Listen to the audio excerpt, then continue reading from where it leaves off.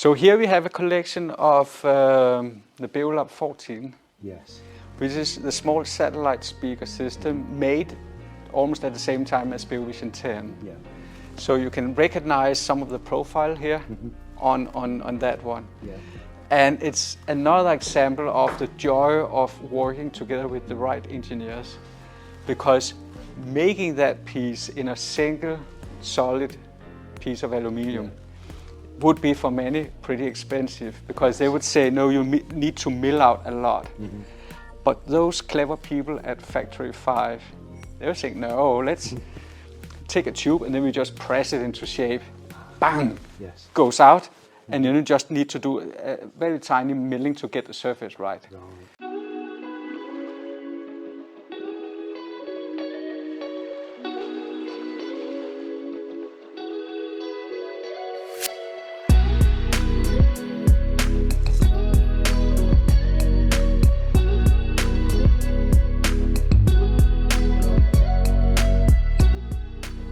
Welcome to Sounds Heavenly, and to a very, very special place hidden away in Copenhagen.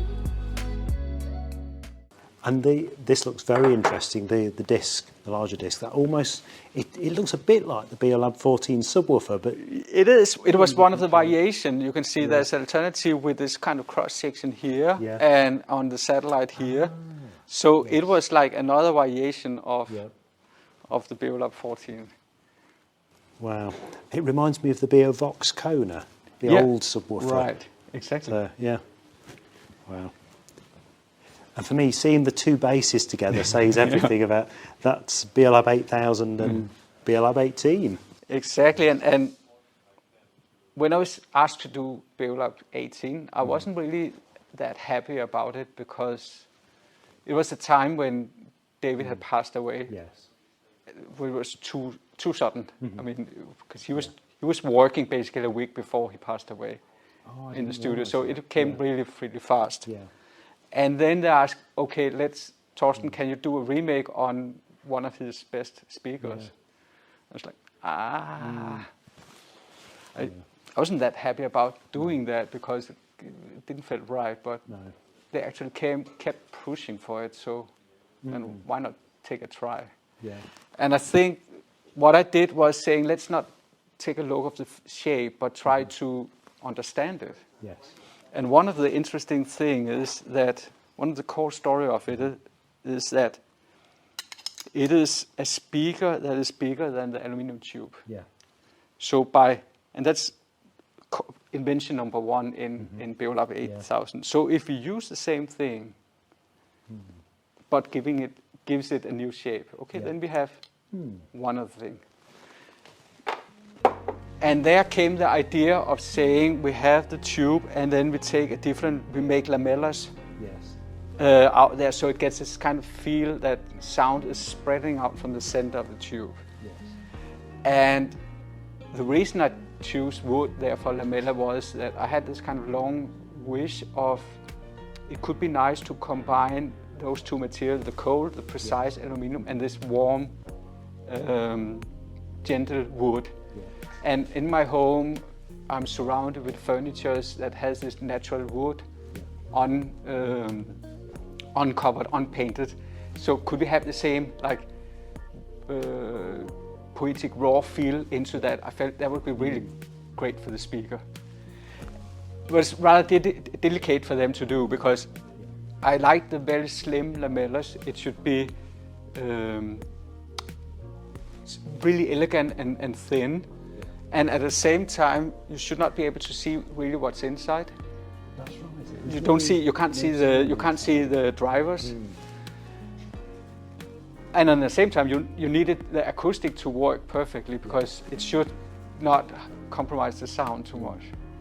So that came out, and they were like saying, okay, it's cool, but we'll do the plastic one, because most people will buy the plastic.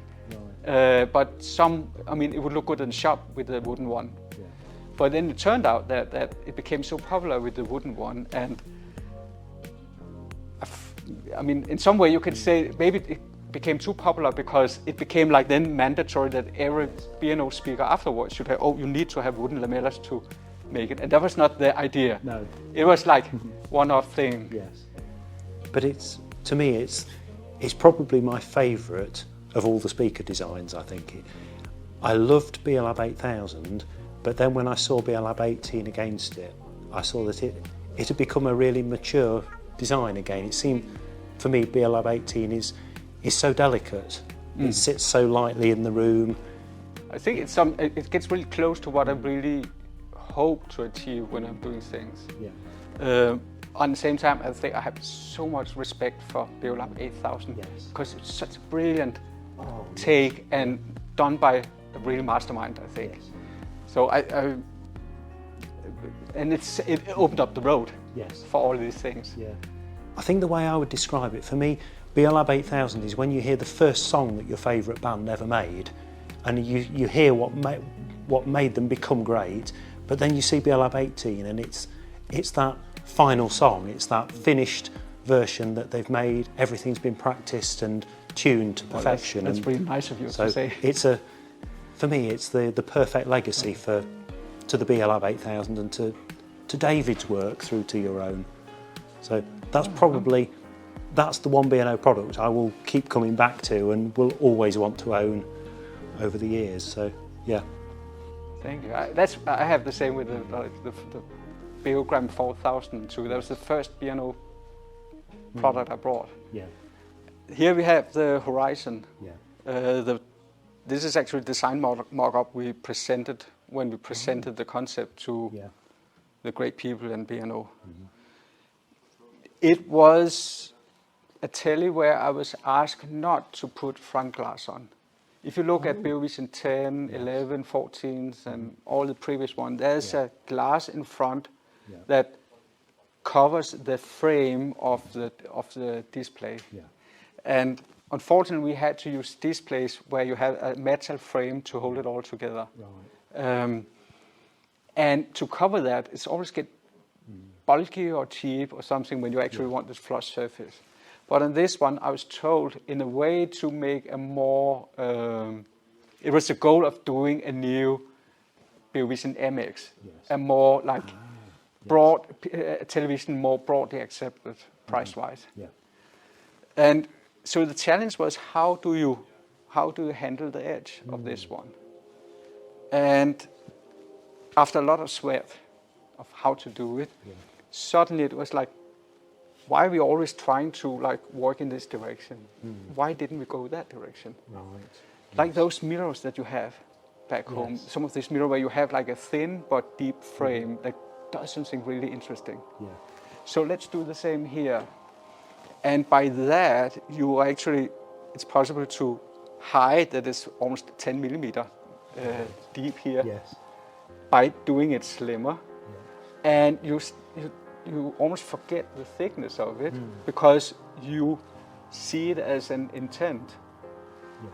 So you can't really measure the distance from the screen and the back. So it's a way of making something appear much lighter than it actually is. Yeah. And I like this kind of thing that it became a kind of like furniture because you're passing through it and you're not really recognizing it as a TV, even though it's like slim and thin like that. And the whole way that the stand, the wheel stand, the round floor stand that was where it was turning like that was made more or less like it was made by the same frames. Gave it this kind of like really subtle Nordic impression to it that I felt was pretty well for the Nordic sense of luxury, where it's like it's not about presence or showing off. It's really about having the best ever moment with you and your friends. Yes. Wow. And it's certainly unique, and I think it's one of those designs that it doesn't seem to age. It's got that feature that you couldn't really, unless you were a B&O fan, you couldn't really say whether it's brand new, whether it's 10 years old, 20 years old. It's you can say in some way it's living on the contour. Yes. Which is based, of course, with the newest technology and this embedded, flexible way of using screens. And Contour has an incredible powerful sound. I mean, Yeah. for that TV, you are super surprised of how much sound it delivers. Oh, yes. But it's visually kind of in the same family of this one. Yeah. But this works really well again with the wood lamellars. So yes, I think with BLab 18 it certainly started a trend. Yeah. And so speaking about wooden lamellas, I have over here, I can show some different speaker fronts. When we did the Beovision 14, this wooden lamellas from the BeoLab 18 had taken so much off. So there was really a deep request from B&O saying, how about seeing if you can bring in wood also to the television range? So we made these fronts, and this is one of the alternatives where it is almost touching each other in the end, sliding down to get space for the speakers to speaker sound to get out.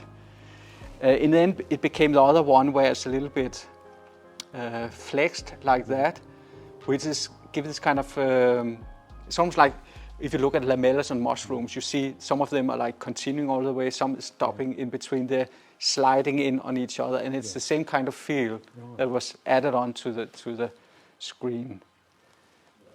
And here again, you have one of the variations of that was explored for the Eclipse television. Yes. So there are different thicknesses there, I think, aren't there? That's interesting. And the whole pattern of for Beovision 12, Yes. which is again tricky because you're giving an overall shape, and at the same time you want to be sure that no matter what angle you look like, it fits. Yes. So there's no holes that is like wrongly placed. Right. And that's a puzzle, but we managed to figure out some ways to do that. Yeah. And it's something special that has been useful when we are doing speaker grills for automotive, because there you have really funny shapes, and you need still to be sure that it looks right in all directions. Speaking about frames, that was the core invention for the Beovision 10 family, 10, 11, and then 8 or 14. How to make a rather bulky interior appear slim. Yes.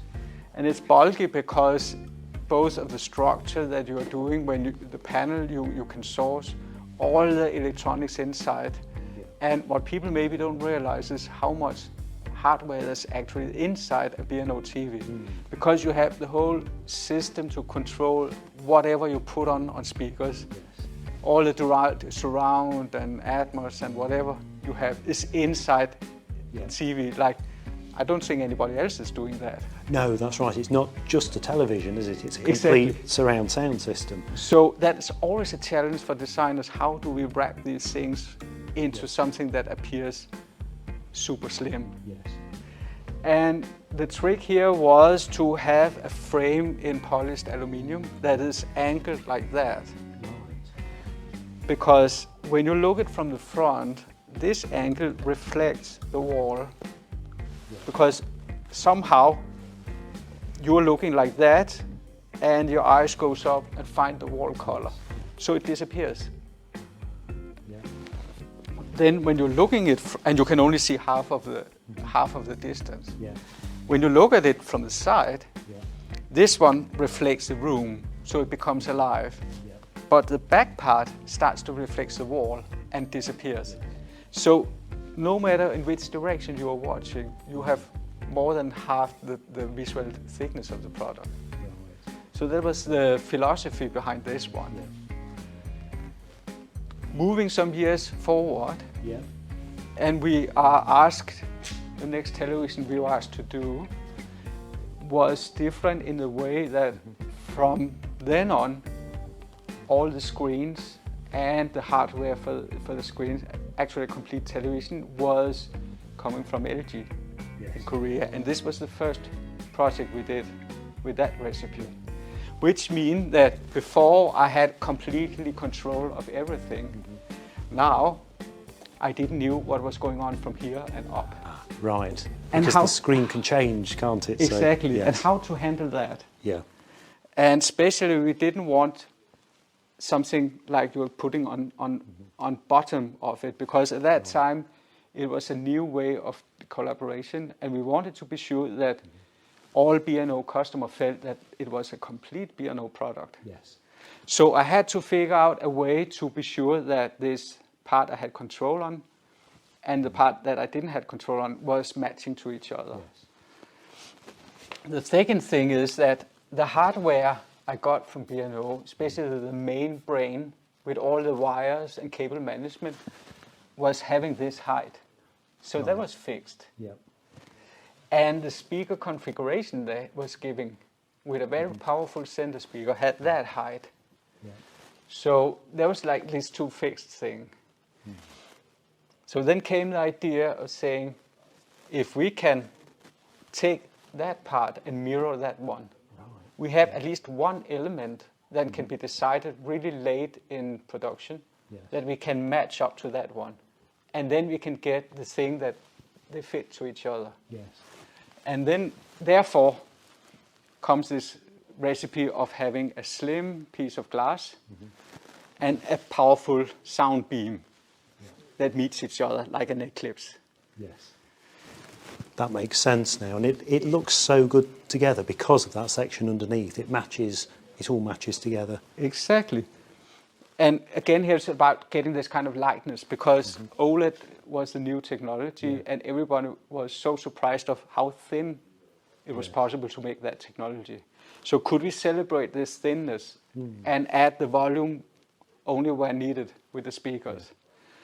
By sticking it out, I could achieve two things. I could have room for this motorized wall bracket, so it could turn out from the wall by motor, only touching the wall is at the end. Yes. So you got this kind of feeling, that magic feeling of, wow, it's like floating on the wall. Yeah.